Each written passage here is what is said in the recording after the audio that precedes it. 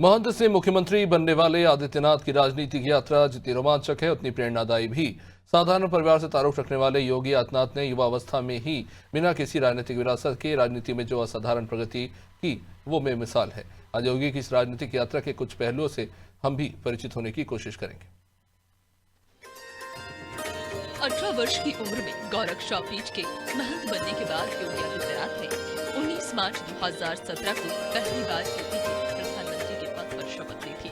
दूसरी बार 25 मार्च 2022 को मुख्यमंत्री पद की शपथ ली थी।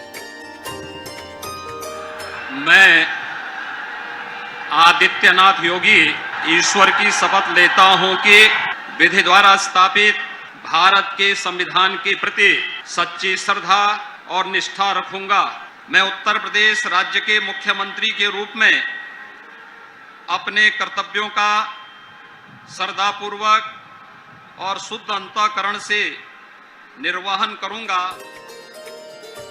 2017 में यूपी विधानसभा चुनाव के परिणाम जिस दिन आने वाले थे उसी दिन के आसपास योगी को विदेश दौरे पर जाना था। आखिरी समय में पीएमओ से उन्हें कहा गया कि चुनाव नतीजे के समय उनका दिल्ली में रहना जरूरी है।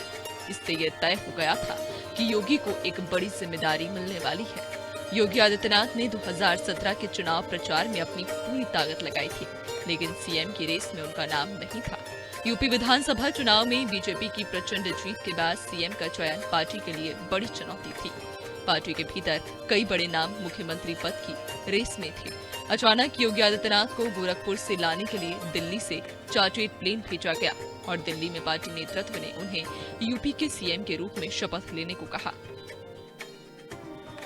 मैं आदित्यनाथ योगी ईश्वर की शपथ लेता हूं कि मैं विधि द्वारा स्थापित भारत के संविधान के प्रति सच्ची श्रद्धा और निष्ठा रखूंगा।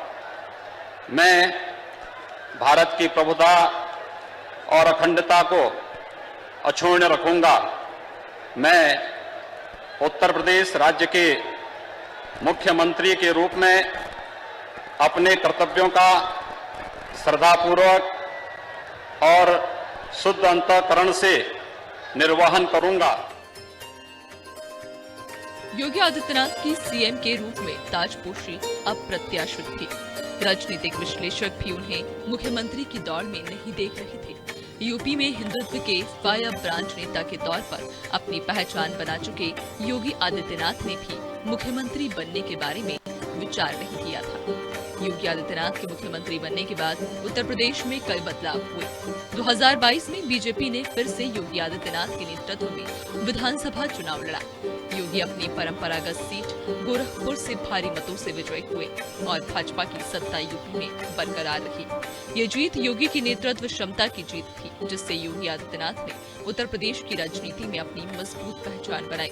सत्ता संभालते ही सीएम योगी ने गरीबों वंचितों के लिए काम करना शुरू किया। उन्होंने 8 वर्षों में 1 करोड़ 65 लाख गरीबों को निःशुल्क विद्युत देकर कीर्तिमान स्थापित किया।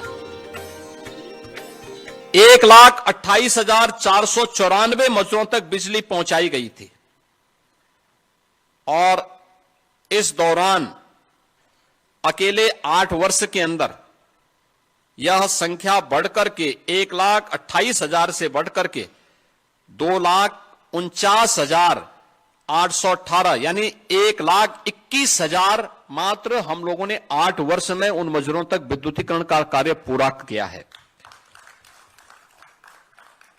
12 से 17 के बीच में केवल 8,44,000 विद्युत कनेक्शन उपलब्ध करवाए गए।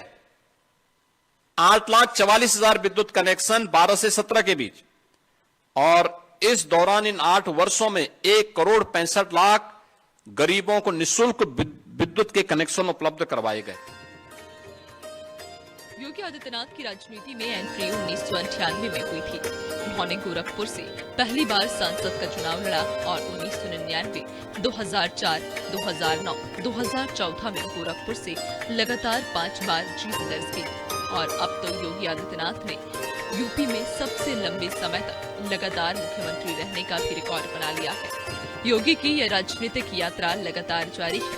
उनके नेतृत्व में यूपी लगातार प्रगति कर रहा है। यूपी के जीडीपी में 28% की अभूतपूर्व बढ़ोतरी हुई है। जो कृषि की दर थी उत्तर प्रदेश में, वह 2016-17 तक केवल 5% के आसपास थी। आज बढ़कर के 13.5% से अधिक हुई है और उत्तर प्रदेश की जीडीपी में इसके कारण 28% की बढ़ोतरी आज देखने को मिल रही है और इसकी शुरुआत हमारी कैबिनेट ने, पहले ही कैबिनेट ने की थी।